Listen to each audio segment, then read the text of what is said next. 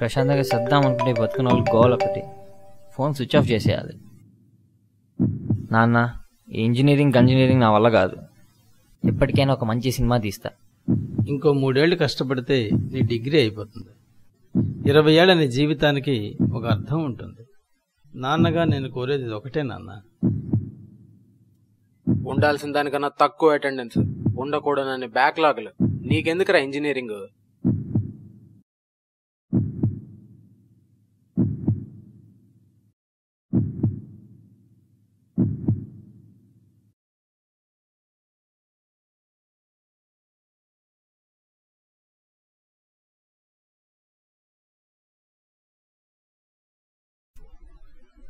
Hello boss, దూకడానికి ధైర్యం సరిపోవట్లేదా?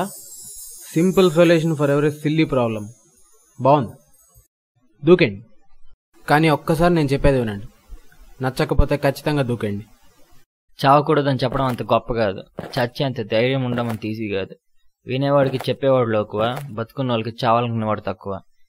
నా చావును అంత ఎంజాయ్ చేసేస్తున్నావు. ఎవరు నువ్వు? చచ్చా, నీ చావు నేను ఎందుకు ఎంజాయ్ చేస్తాను? ఎలా చేస్తాను? మా ఫ్రెండ్కి నేను ఇక్కడ హోమేజ్ పే చేయడానికి వచ్చాను. వాడు నీలాగే షేమ్ టు షేమ్ అక్కడి నుంచి దూకి చచ్చిపోయాడు. కాదు, ఇంకొంచెం పైనుంచి.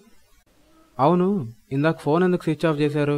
ఫస్ట్ టైం వస్తున్నా కదా, అప్పుడు కూడా ఏదో బతుకున్న వాళ్ళు గోల్ ఎందుకని స్విచ్ ఆఫ్ చేసేసా. అవును, ఇంతకీ మీ ఫ్రెండ్ ప్రాబ్లం ఏంటి? వాడి ప్రాబ్లం అందరికీ చిన్నదిగా ఉన్నా వాడికి మాత్రం చాలా పెద్దది. వాడి ప్రాబ్లం పెంపుడు కుక్క లాంటిది. ఎంతమంది ఆయన చెదిరించుకున్నా వాడికి మాత్రం చాలా అభిమానం ఎక్కువ. వాడికి సింగర్ అవ్వాలని ఎప్పటి నుంచో కోరిక, కానీ వాళ్ళ నాన్నకి ఏమవుతుంది, ఇంజనీర్ చేయాలని.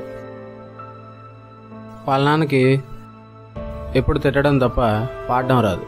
సో వాళ్ళ నాన్నకి అదంటే ఇంట్రెస్ట్ లేదు. అయినా వీడు కూడా మరీ భయ్యా, వాడికి పాడడం ఇంట్రెస్ట్ ఉన్నప్పుడు ఒక పాట పాడి వినిపించాలి, కానీ వీడిలా చనిపోయి వాళ్ళ నాన్నకి భగవద్గీత వినిపించాలని కూడా ఏం చెప్పు? వాళ్ళ నాన్నకి వీడు ఏడిస్తే ఏడిచాడని, బాధపడితే బాధపడ్డాడని తెలుసుకునే మనసుంది కదా, అది వీడు తెలుసుకోలేదు. చివరికి చనిపోయాడు. మనకి నచ్చినప్పుడు పుట్టే హక్కు లేనప్పుడు మనకి నచ్చినప్పుడు చచ్చే అర్హత అస్సలు లేదు. బతకడానికి కారణాలు అక్కర్లేదు, కానీ చావడానికి చాలా కావాలి. ఒక నిజం ఏంటంటే, చావడానికి సరైన కారణం ఇంకా పుట్టలేదు. ప్రపంచానికి నీతో ఏ పని లేదు, కానీ నిన్ను కనిపించిన వాళ్ళ కోసం నువ్వు చేయాల్సింది ఏమీ లేదా?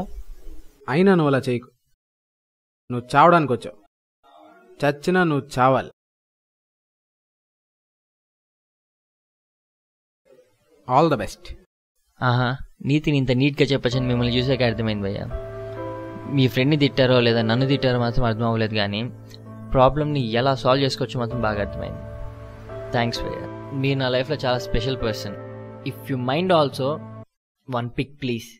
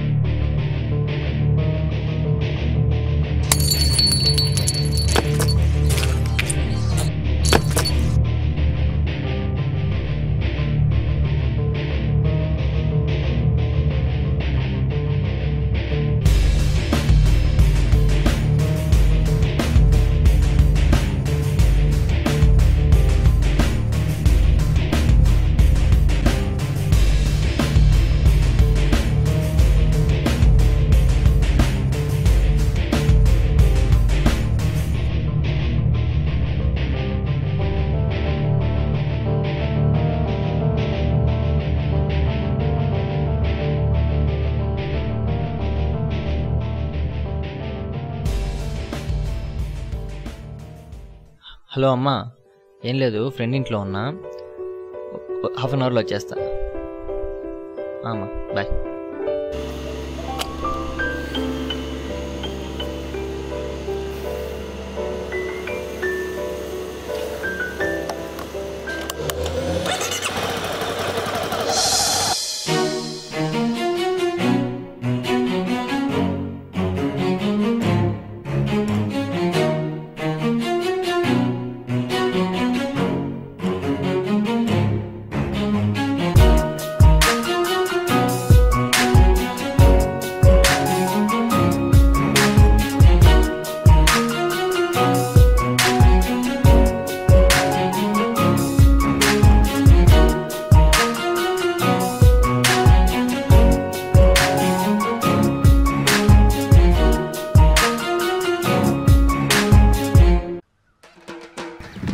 1 2 3 స్టార్ట్.